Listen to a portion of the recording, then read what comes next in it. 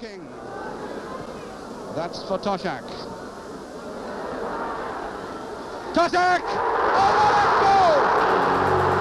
What a marvelous goal!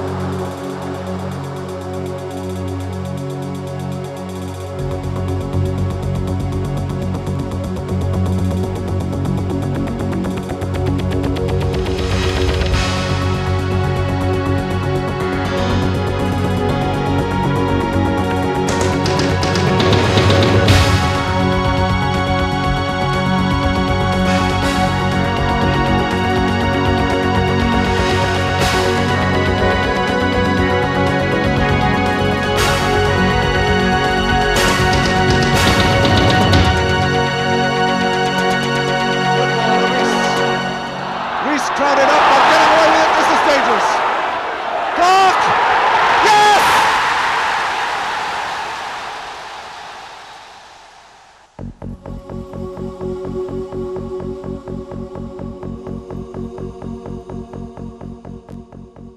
Cardiff City Football Club were originally formed in 1899 as a way to enable the members of the Riverside Amateur Cricket Club to stay together throughout the winter months.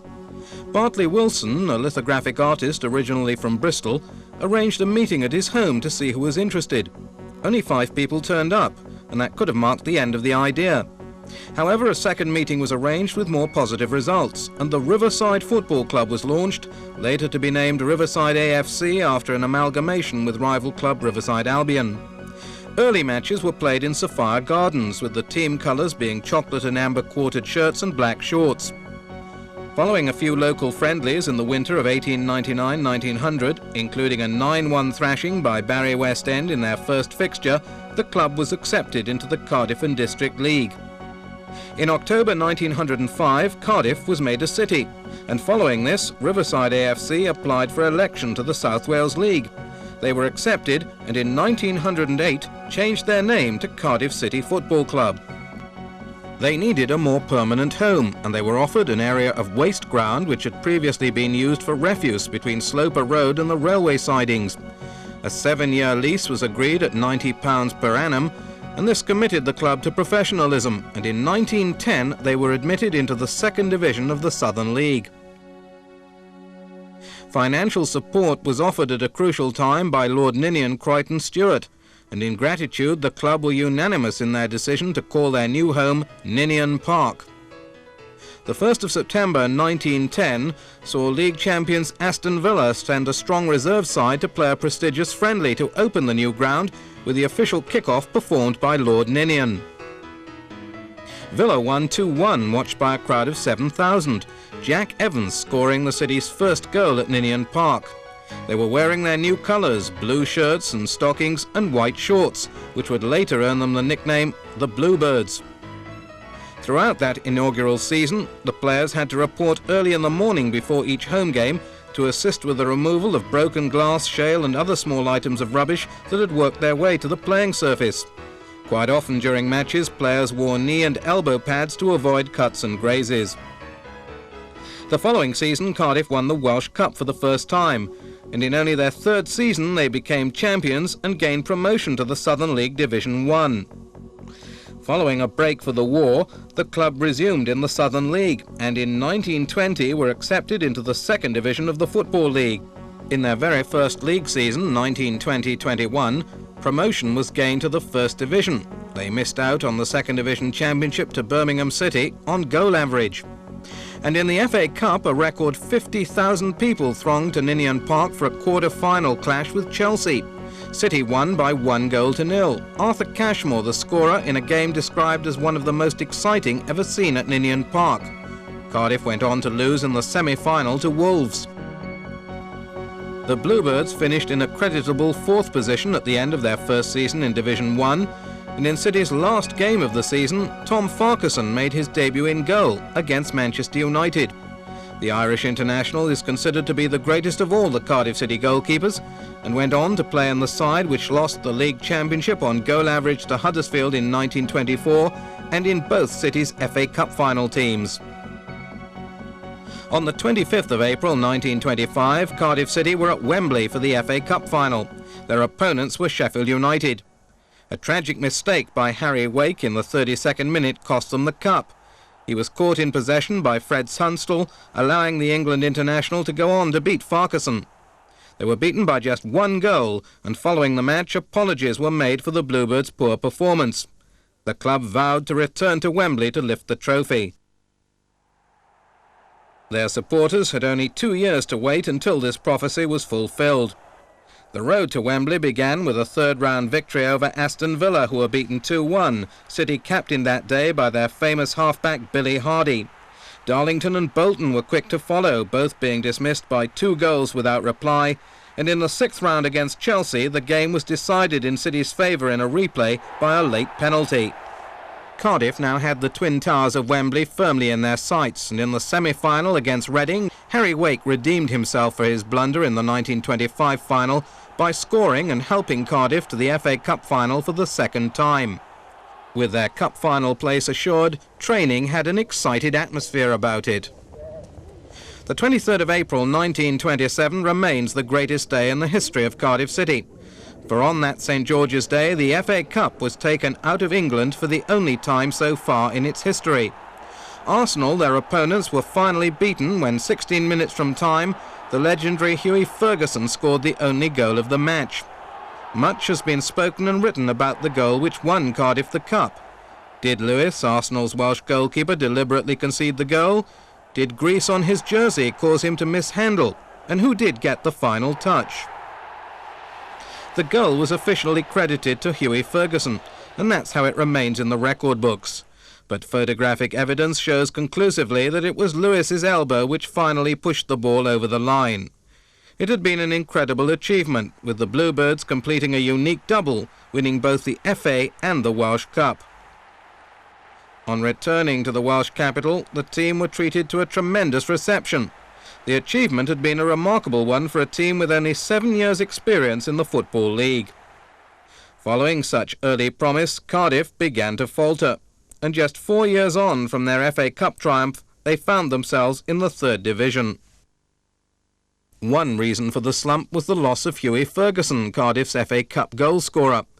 Ferguson was bought from Motherwell for £5,000, a staggering sum in 1925, although he more than repaid the fee by scoring a record 76 goals in 117 appearances for City, 10 FA Cup goals in 13 appearances, and 5 Welsh Cup goals in 8 games.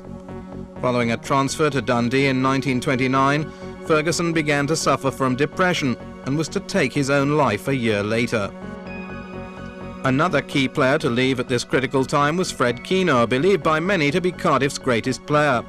Keener joined as an amateur in 1911 and went on to play 61 games in the Southern League, interrupted by the First World War, during which he was wounded twice, 369 League, 42 FA Cup and 32 Welsh Cup appearances brought this tremendous total to 504.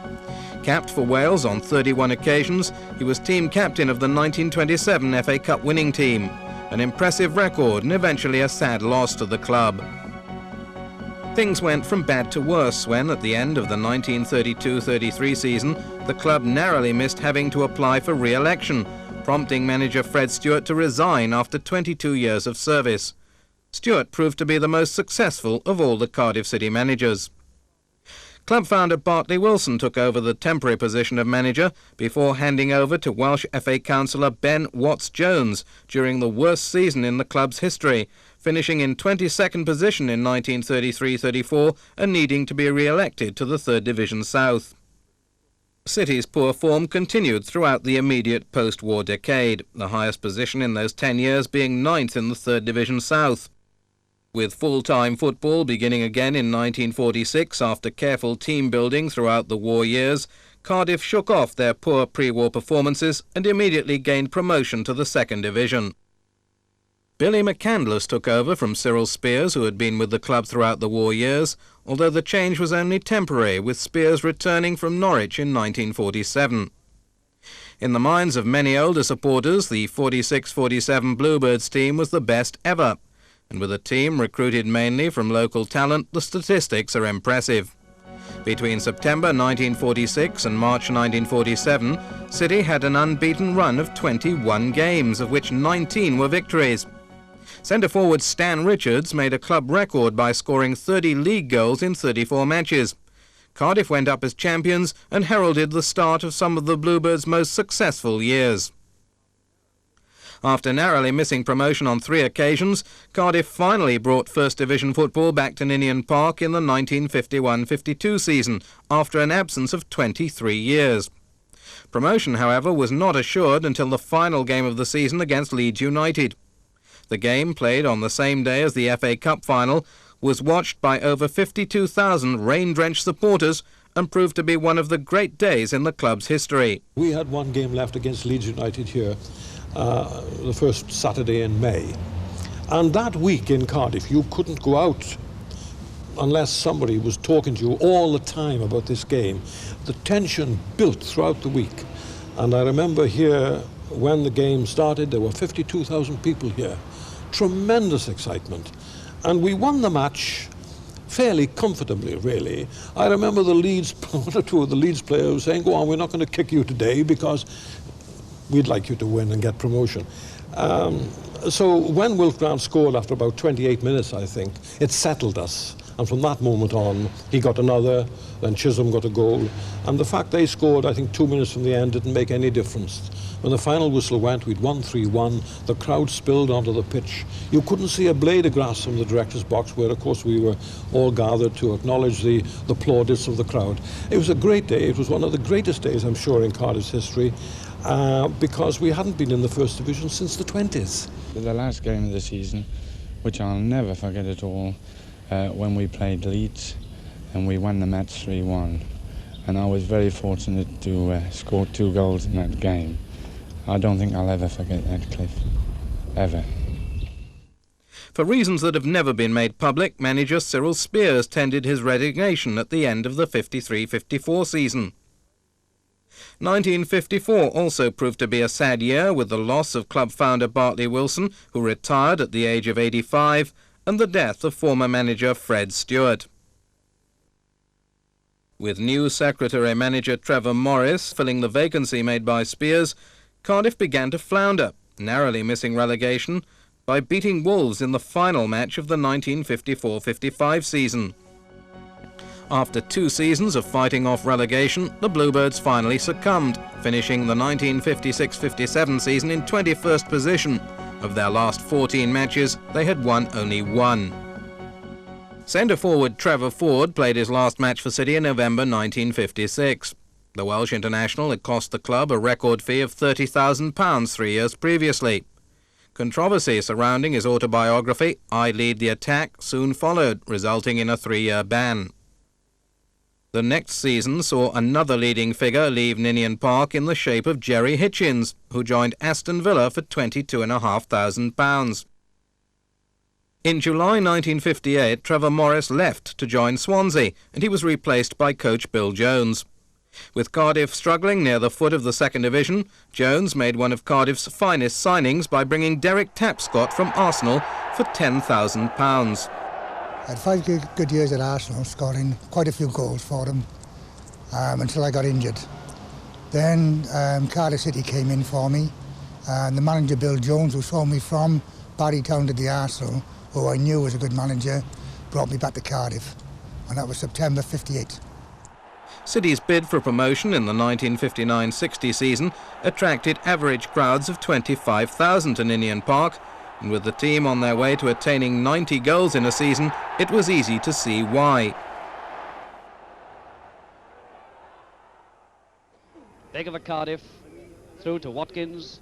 Watkins across to his opposite number, Walsh, and he's got Sullivan coming up to take this pass. And he puts it through to Tapscott. Tapscott, a lovely black flip. And here's Sullivan coming up hard. And it turned very nearly for a corner. A great shot on the run there by Sullivan as Fisher, harassed by Moore, comes out. A good kick that. Walsh challenged by Clark.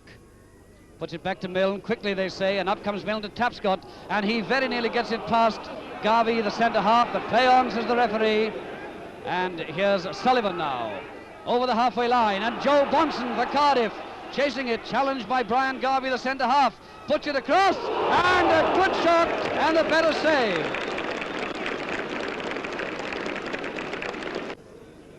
15 minutes gone. And a nice one there, and this time it's a second goal, scored by Bonson. Bonson's header after a free kick, beautifully placed there by Watkins. 15 and a half minutes gone, and Cardiff City 2, Hull City 0. Milne comes up, still limping, but still with a kick, as we may see now. Yes, a nice one. Hello! He hit the post. Alec Milne, the injured man, hits the bar there. On April the 16th, 1960, City celebrated their 50th anniversary as a professional club. Their opponents, by coincidence, were Aston Villa. Unlike their first meeting 50 years previously, this time both teams were championship contenders. It was one of the greatest games I think I played in for Cardiff City for a long, long time, where everybody knew that a win against Villa, even though we had 3 or 4 games left, we had to win that one. My old manager of Villa at the time was a friend of mine, Joe Mercer, who broke his leg my first game at the Arsenal. So there was joy for both because Villa were top and Cardiff City was second. The winner come from Graham Moore. I think it was at the Grangetown end. He hit a cracker, and that was we were there for promotion, even though we had 3 games left. After the match, there was a few drinks before we went up to the crowd. In the dressing room, we went up to the stand after, and the crowd was unbelievable. You couldn't see a blade of grass at Ninian Park because of the crowd on the pitch, waiting for us to come up onto the stand. After spending about 45 minutes down there, we had a few bottles, and then we all went into town and celebrated. I can't even remember what time I got home. It was a tremendous night and a tremendous achievement for Cardiff City. Every game from Christmas on has been a real cup tie. Once everybody started to talk about this promotion business, it started to build up, and it's built up all along. And then we struck this bad patch for a couple of games, and then you don't want me to say what happened after. I think it's been a very, very hard season, very hard indeed. After an absence of 3 years, Cardiff were once again playing First Division football. Floodlighting was finally installed at Ninian Park, with the club being one of the last to have it. The season, however, was plagued by injuries, most notably Steve Gammon, who suffered a broken leg in a home game against Manchester City. With only 3 wins in their last 9 league games, Cardiff finished in 15th position, with Derek Tapscott their leading goal scorer with 21 league goals. The 1961-62 season got off on the wrong footing when team captain Danny Malloy left following a refusal to his request for extra money. Malloy, who had made 225 appearances, was one of the club's best signings. During the season, other club favourites were to leave. Derek Sullivan, with 276 league appearances, going to Exeter City, followed by Graham Moore, for whom relegation-threatened Chelsea paid a record £35,000.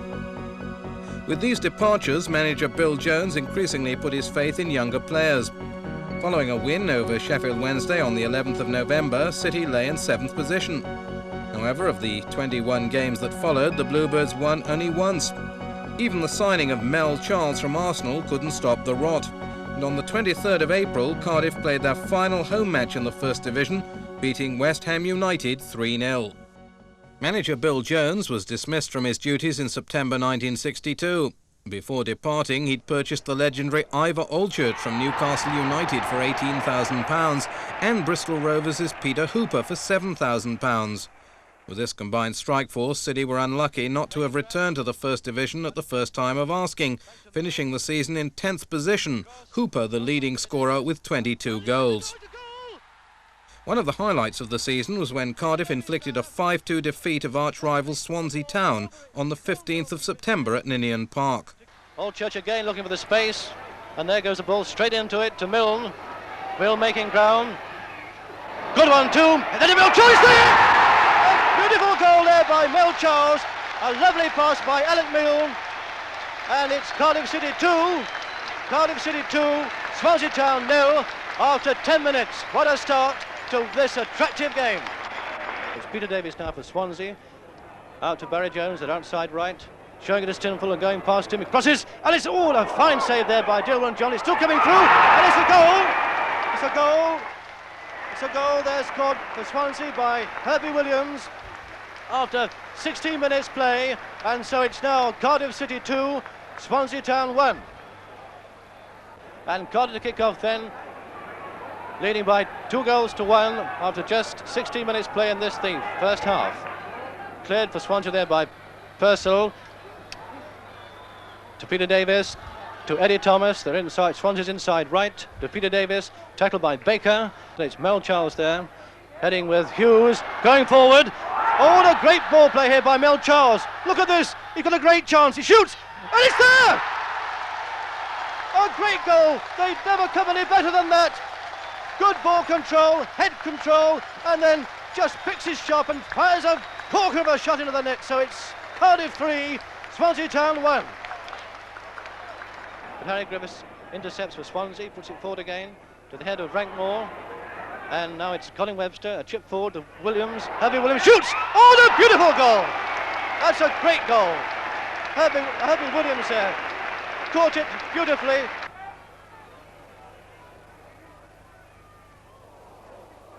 Ivor Church. Oh, he's just teeing his shot up then, but it likes to go through to McIntosh. Shoots! Oh, it's there! A great shot by McIntosh. I think the Swansea team were rather surprised that Oldchurch didn't take it, but he almost teed it up, and then McIntosh let fire there with a great ground shot, which Dwyer had no chance, and so it's Cardiff 4, Swansea Town 2. Cardiff putting the ball into the space and then going into the return pass to Milne, keeping possession now, notice. To Charles, a flick to Hooper, Hooper shoots, and it's there! There's number 5, there's number 5. The 63-64 season saw another great name arrive. John Charles signing for £25,000 from his Italian club Roma. Charles, who the club had tried to sign 10 years earlier, introduced himself to the crowd by scoring a 75-yard goal against Norwich City.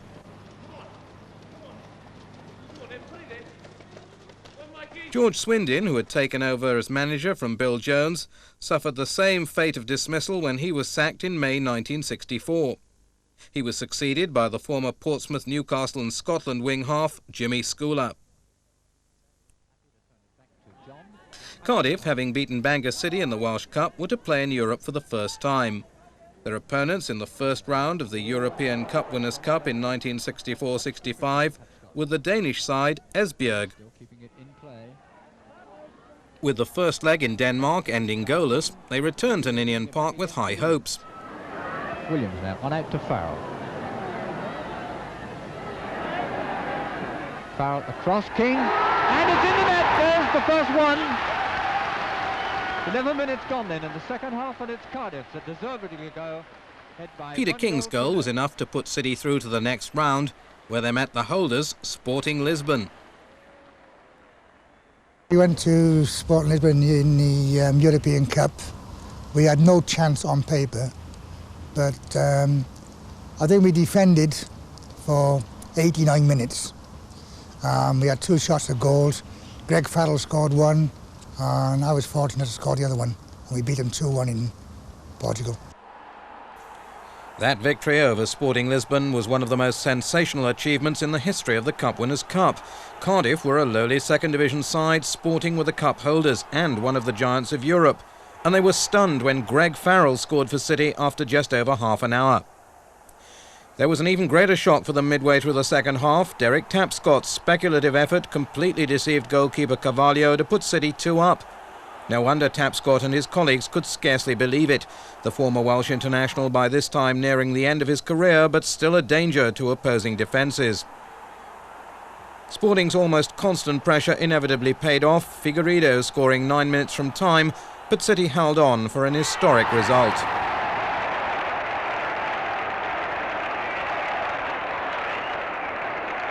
My goal, it was one of those games I was on the right wing. I turned round from a ball from the defence. I could see this big 6-foot something centre back coming at me, and I seen Bernard Lewis coming down the left wing, and I hit a great ball which the goalkeeper misjudged and helped in the back of the net. I'd never known anything like it. When we got back at Roos Airport, there was thousands and thousands of people there cheering us on. After holding Lisbon to a 0-0 draw in Cardiff in the return game, the quarter-final opponents were the Spanish club Real Zaragoza. We drew 2 each out there, and we lost 1-0 on an icy pitch at Ninian Park, which I think, with a bit of luck, we could have gone and played. It was West Ham in the final that same year when West Ham won the cup. We could have been at Wembley. Cardiff went on to lift the Welsh Cup for the second year running by beating Wrexham. In the first leg at Ninian Park, Wrexham were thrashed 5-0, but went on to win their home game 1-0. Because of the points system adopted by the Welsh FA for the Welsh Cup final, it had to go to a playoff, and European football was finally assured by Cardiff winning that playoff at Shrewsbury 3-0. It's there, that's number 5. Following the excitement of their European exploits, the next season Cardiff were brought back down to earth with the constant fight against relegation from Division 2. But better performances were witnessed in the League Cup. Reading were beaten 5-1 at Cardiff, including a hat-trick from teenage sensation George Johnston. Another teenager to make his mark during that season was 16-year-old John Toshak, who scored on his debut against Leyton Orient.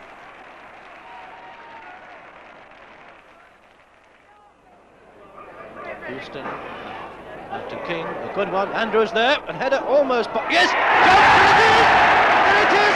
That's Johnson's third goal and makes a score now. Cardiff 4, Reading 0. Cardiff have fallen away a little bit. They had the game completely sewn up. They've played a little bit overconfident, and I suppose it's natural if you have a lead of 3 goals up. But here could well be number 5. And it's Andrews going forward. Harkin shoots! It's there! There we are. Number 5, scored by Terry Harkin. Cardiff narrowly missed relegation once again, finishing the 1966-67 season in 20th position. The highlight of the season was in the FA Cup 4th round against Manchester City. 37,000 spectators watched the battle that unfolded on the mud-bound Ninian Park pitch. An own goal by Graham Coldrick putting the visitors ahead, but Bluebird skipper Gareth Williams pulling one back to level the score. It finished 1-1, with Cardiff going on to lose the replay at Main Road 3-1. The 67-68 campaign was dominated by Cardiff's European challenge. It began with a visit to Dublin to meet Shamrock Rovers, resulting in a 1-1 draw. In the second leg, played at Ninian Park, Bobby Brown and Toshak finished the job, with the Bluebirds winning 3-1 on aggregate. Yes, 2-0, Cardiff lead.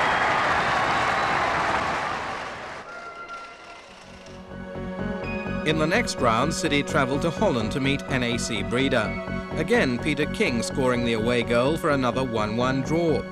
At Ninian Park, the 16,000-strong crowd were treated to a fine display, with Brown, Barry Jones, Toshak and Malcolm Clark scoring to bring a 4-1 result. The quarter-final against Moscow Torpedo proved a hard-fought affair, and with the aggregate score level 1-1, the match was decided with a play-off at Augsburg in Germany. Norman Dean scored to give Cardiff a semi-final place against Hamburg. With the first leg in Hamburg finishing 1-1, Cardiff started their home leg with a great opportunity of progressing to the final, and it proved to be one of the most memorable nights in their history.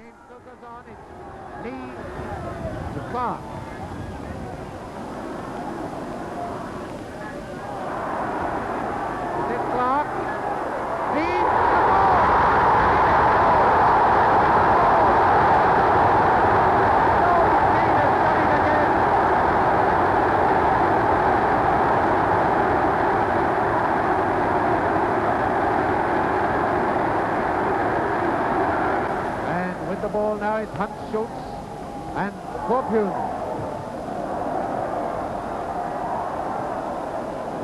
Now up comes Helfrich. Helfrich now to Turfell. Oh, an equaliser. A great goal scored by Reading.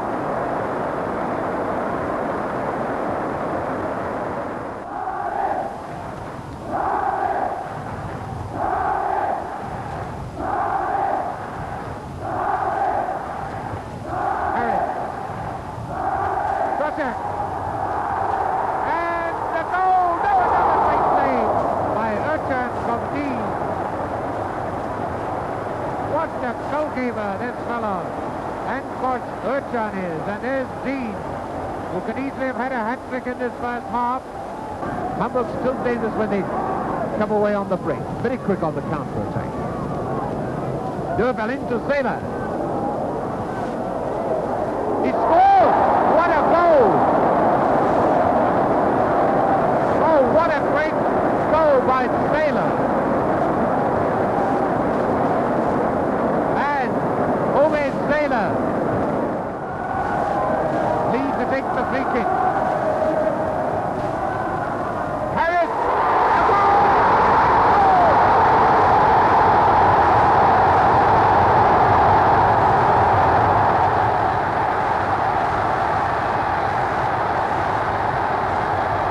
The pitch is invaded by youngsters. Oh, if only they'd get off, because this is when a game could be abandoned.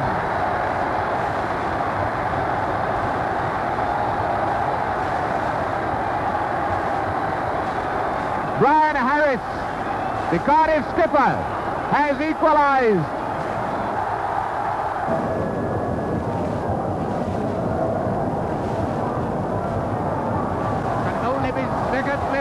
Everybody forward. If you get the ball, everybody back if you lose it.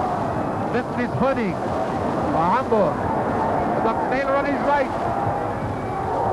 Oh, he comes up right. It's a goal! It's a goal! It is a goal and Hamburg have won it! Hamburg have won it! It is a goal, 1.5 minutes of injury time, and the number 10, Hooding, has scored. And is there a crueler blow in football than that? The last kick of the match, and it's all over! Hamburg are through to the final. What a blow to Cardiff.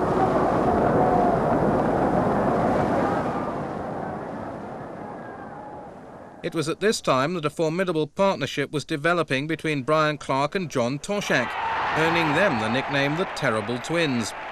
Former Cardiff City idol and Welsh international fullback Ron Stitfall recalls Toshak as an up-and-coming youngster in his youth side. At the end of my career, I used to train the young lads on a Tuesday and Thursday evening.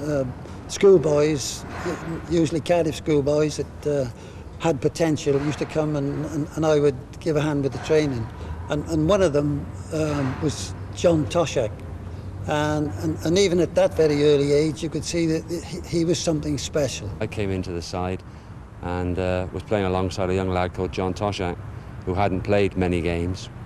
And right from day one, we seemed to hit it off. If the ball came from the left, it was sort of his ball to go for. If the ball came from the right, it was me. And we scored a lot of goals between us, and I enjoyed playing with him. It was great to play with Tosh because obviously he's still in football and been very, very successful. And I like to think that in his early days I was part of his success, although a very, very small part. An improvement in form in the 1968-69 season saw City reach their highest position in Division 2 since they were relegated in 1962, finishing the season in 5th place. Top scorer John Toshak scored 22 goals. Ronnie Bird, number 11. A dexterous bit of play, and Ronnie Bird, number 11, with a fine effort. Carver, a good ball to Clark. Clark in here with a chance, and it's there. Yes, it's there.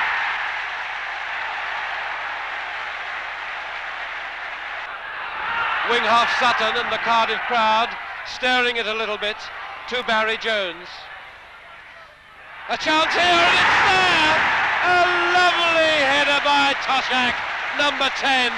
A superb header, and indicative, I think, of the caps that this man is going to get for Wales in the future.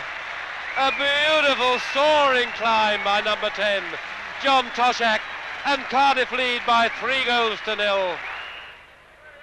Jones with the corner, and it's there! It's there! John Toshak And one or two of the little boys coming on.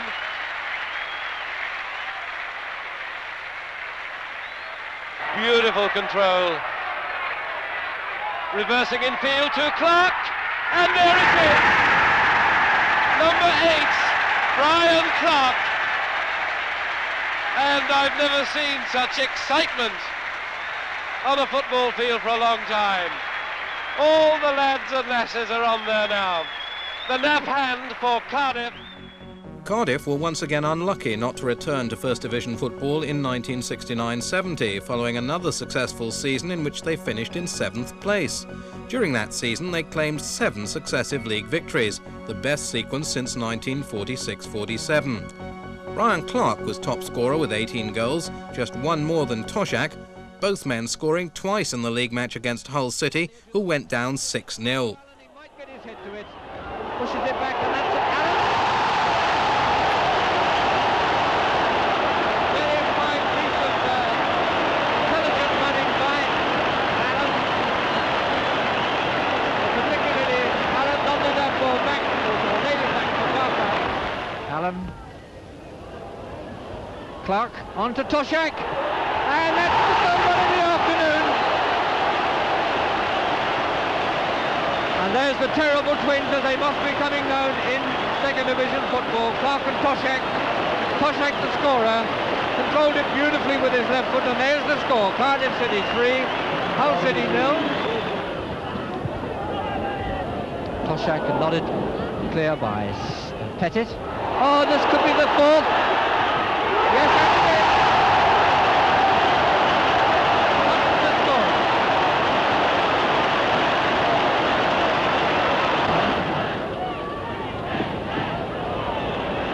Harbour. Allen. Oh, and a magnificent! What a magnificent piece of football. Clark the scorer. Allen, who assisted so admirably, and I'm sure they're going to have a word with Carver.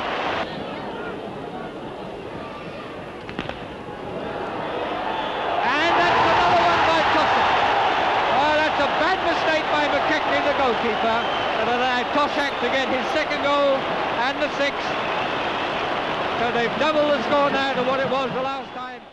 The following season, in a bid to gain First Division status, Jimmy Schooler paid a record £35,000 for Coventry City's midfield player Ian Gibson. In the same season, Toshak left the club, signing off with a hat-trick against Hull City. Liverpool had come in with an offer of £110,000. Bill Shankly was later to comment that he would have been cheap at £1 million. Toshak again.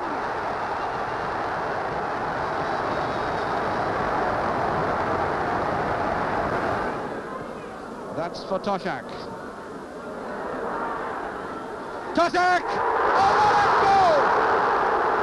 What a marvellous goal! John Toshak's hat-trick, and what a beauty it was.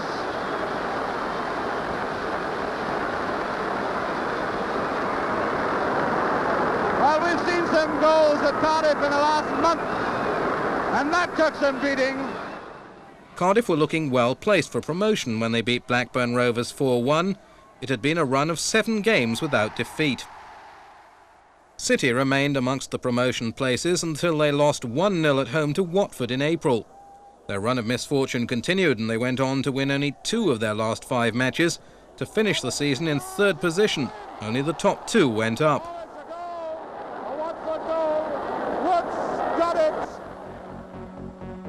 On September the 16th, 1970, Cardiff amassed their highest win in European competition, beating the Cypriot side Pio Larnaca 8-0 at Ninian Park.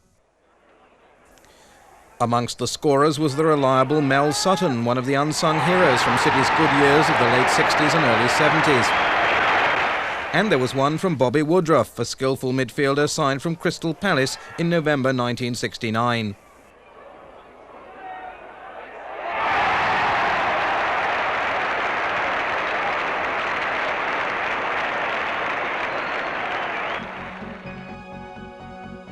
In the next round, French team FC Nantes suffered a similar fate when they went down 5-1. Woodruff's massive throw-ins were a feature of City's attacks in those days. Ian Gibson didn't score many goals for the Bluebirds, but he certainly made sure on this occasion. The quarter-final brought a much sought-after encounter when, on the 10th of March, Real Madrid came to Ninian Park. Toshak had by now left for Anfield, and the revamped lineup included 17-year-old winger Nigel Rees. We were lucky enough to be drawn against them first leg at Ninian Park. Everybody looked forward to it. Wonderful atmosphere here. Had to get to Ninian Park early in the afternoon, 4 o'clock to miss all the traffic, 50,000 people. And we went out. First half we kicked into the Canton end, and wonderful build-up. In fact, it was this end that I scored the goal. Good build-up, Bobby Woodruff, Gary Bell involved, deep in our own half on the left-hand side, out to Nigel Rees, who wasn't a regular in the side at the time, but was selected for the game in front of Ronnie Bird, and he played. Good ball down the wing, and the ball was knocked in with Nigel's left foot. I don't think he used his right foot, but he knocked it in with his left foot. And I was lucky enough to pinch a yard on the centre half and score with a goal I should never ever forget into the left-hand side of the goalkeeper. Carver in the nick of time. Ryan Clark and Zoko forced to pass back to Burhan. Number 6, Zoko.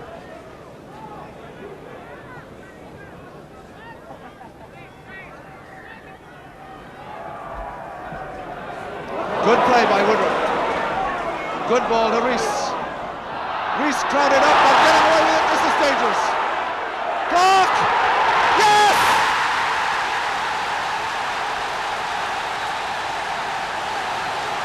Ryan Clark!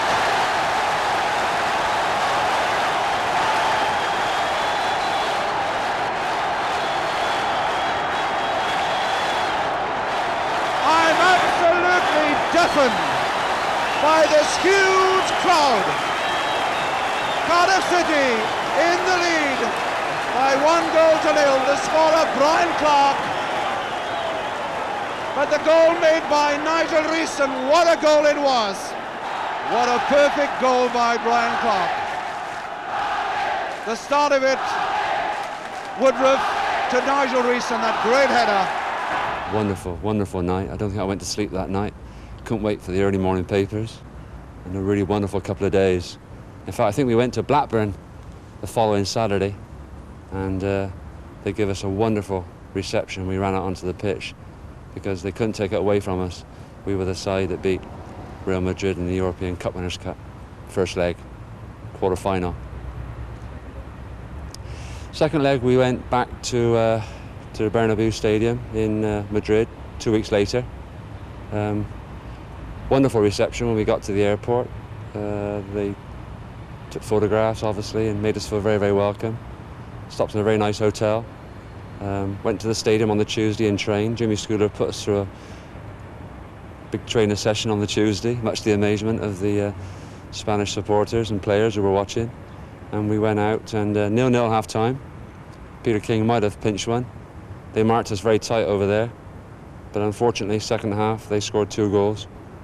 So the dream was over, but they couldn't take away the victory at Ninian Park, which, as far as I'm concerned, will always remain with me as the highlight of my sort of professional career. Cardiff had their first penalty shootout experience when they lost to Dynamo Berlin the following season, both teams unable to settle the matter after 2 1-1 draws. And this is a test of a professional. Oh! Of all people, the captain of the side.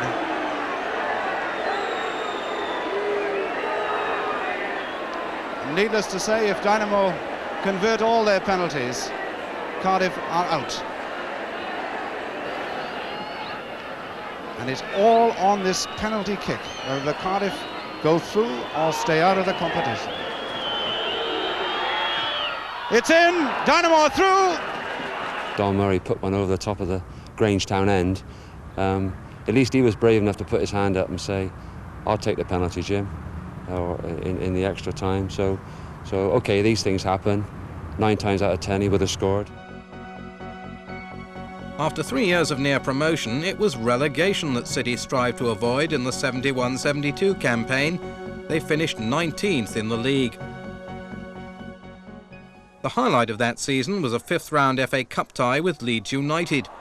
50,000 turned up at Ninian Park for the match, but despite a brave challenge by City, Leeds eventually won 2-0.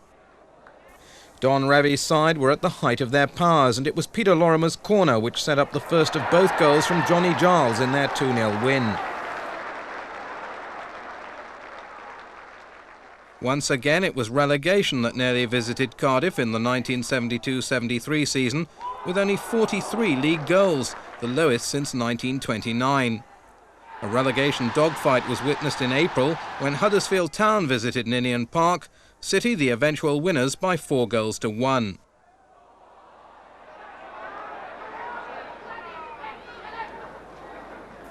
In those days of struggle, there was no one more committed to City's cause than number 2 Phil Dwyer, who went on to make a record number of appearances for the club.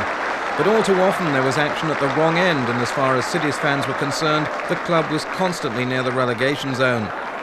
There was, though, the talent of winger Willie Anderson, whose skillful play provided a ray of hope for the long-suffering Ninian Park faithful, and there were finishers like Gil Rees, signed from Sheffield United in October 1972, but who'd originally been released by the Bluebirds in the early 60s.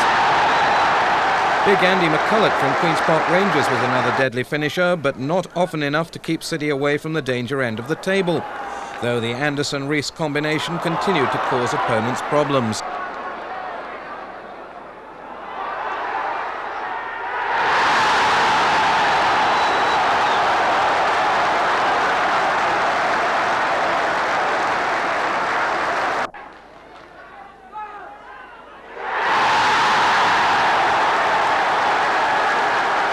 On November the 9th, 1973, Jimmy Schooler was sacked after 9 years of service. His replacement, former Leicester City and Manchester United manager Frank O'Farrell, lasted just 6 months before leaving relegation-struggling Bluebirds for the Middle East. Jimmy Andrews filled a hot seat as they entered their final game of the season, and they gained a point against Crystal Palace to avoid the drop. The following season, City finished 21st and were back in the third division for the first time since 1947, having scored only 36 league goals. Their visit to Division 3 was only temporary. The Bluebirds were immediately promoted, only to fight further relegation battles in the next 2 years. City fared better in the FA Cup when on January the 8th, 1977, they claimed a famous victory over Tottenham Hotspur. In the fourth round, they met old rivals Wrexham in one of the most exciting matches staged at Ninian Park. The final result was 3-2, with the decider scored in injury time. Only his first full senior game in the cup tie against Spurs.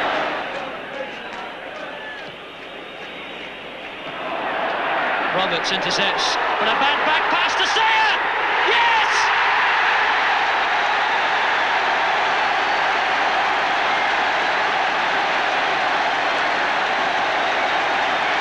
Peter Sayer has done it again, number 10.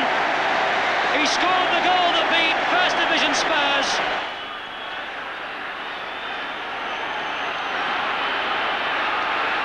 Well, what a cup tie. Buchanan! He scored!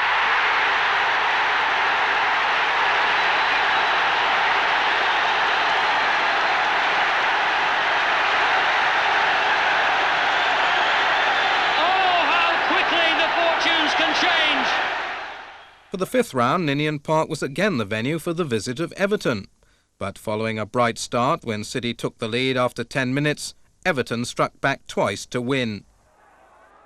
After a 6-week layoff due to bad weather in the winter of 1979, Cardiff, who seemed relegation-bound, turned their fortunes around to finish in 9th place.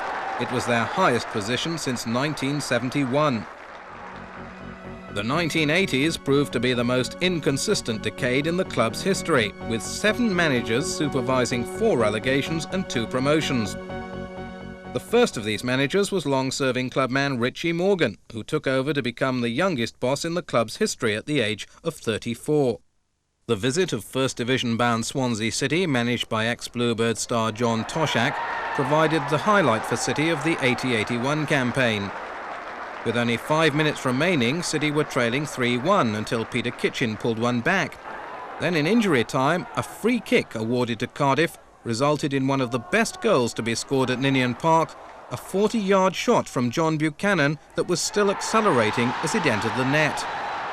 During the 1981-82 season, Cardiff found themselves with 3 different managers. As Richie Morgan was replaced by Graham Williams, who'd come in as the team coach, this despite the fact that City were in the top section of the division. The following month saw the start of an 11-match run without a single victory. Len Ashurst was then brought in to salvage the situation, but he was unable to stop the slide into the 3rd division. With little money available for new signings, Ashurst looked to the free transfer market.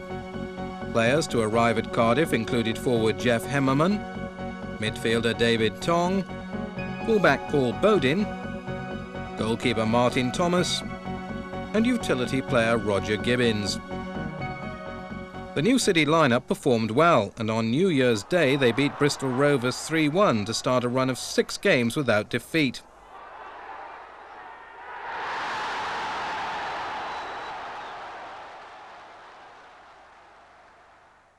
A win in the last home game against Orient would ensure promotion, and over 11,000 fans watched them do it in style. Hemmen a chance to Hatton, surely a bit slow, but a chance still on for Dave Bennett. Lewis, what a beautiful goal finally. Silkman to take the free kick. Mullen, past McNeil, chance of a Cardiff break, Heberman.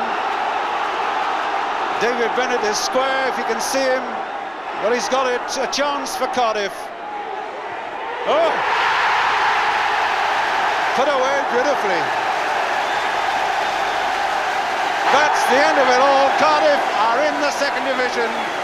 2-0 winners, Len Ashurst, the sunglasses, applauding the team, and this is what the crowd think of it all. It really is quite mad. Scenes of great joy, the team mob. We can't really see the players. I doubt if they'll ever get off the field. 2-0 was the final score, and the relief and excitement was plain to see as the City players returned to their dressing room, 2nd division players again after just 1 season in the 3rd.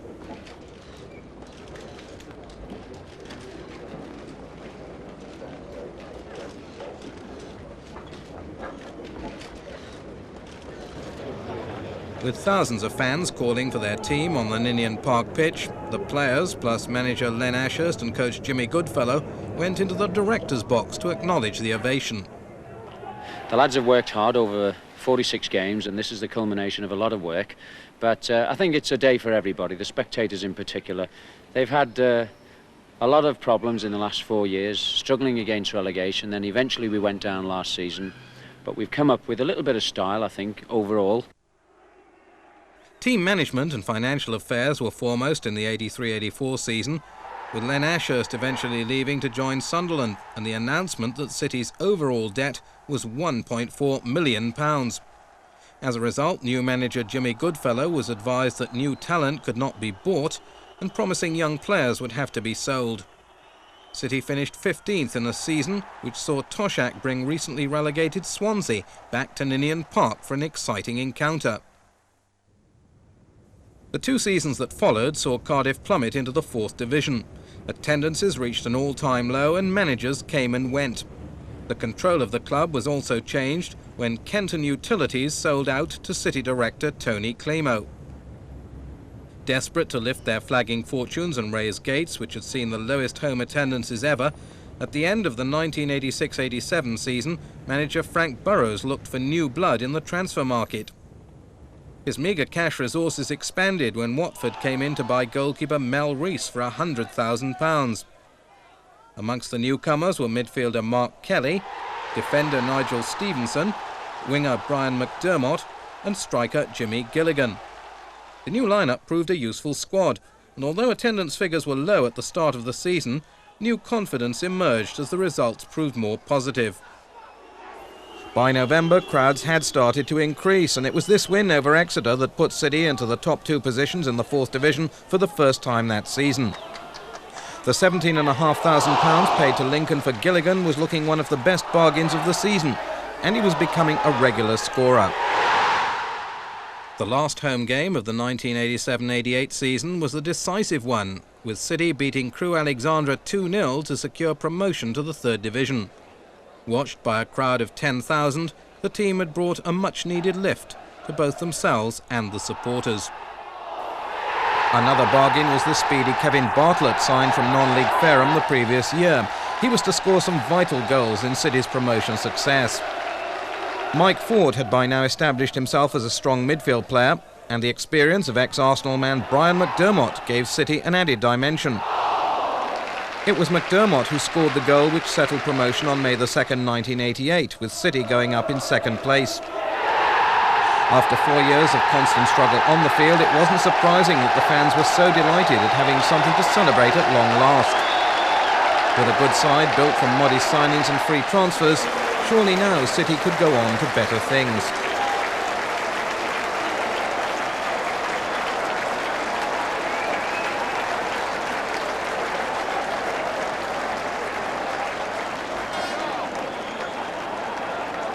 The spirit's been great this season. I think we got what we deserved last year, but this year I think the lads have stuck together. We showed a lot of commitment, and the just rewards are today. You've done it on a small squad as well. Yeah, fair dues to the boys. They played with injuries, they battled well.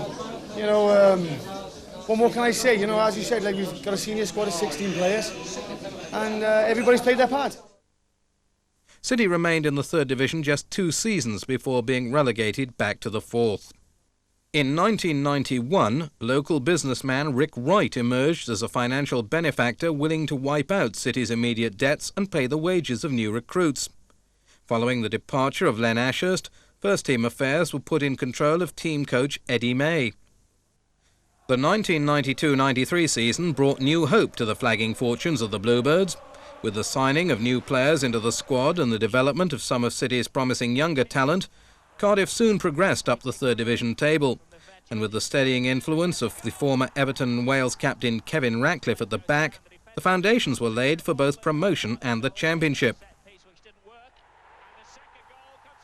The club practically clinched the title in their final home game of the season by beating Shrewsbury Town, before sealing it at Scunthorpe a week later.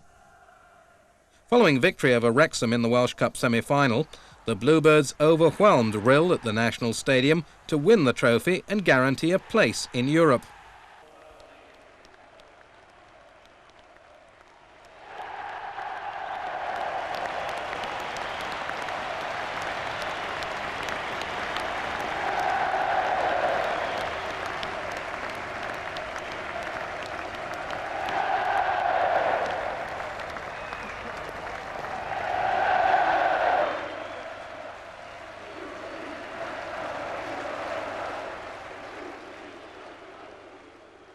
In the summer of 1993, Rick Wright made headline news with the unprecedented move of giving the club away to the 8,500 members of the Junior Bluebirds.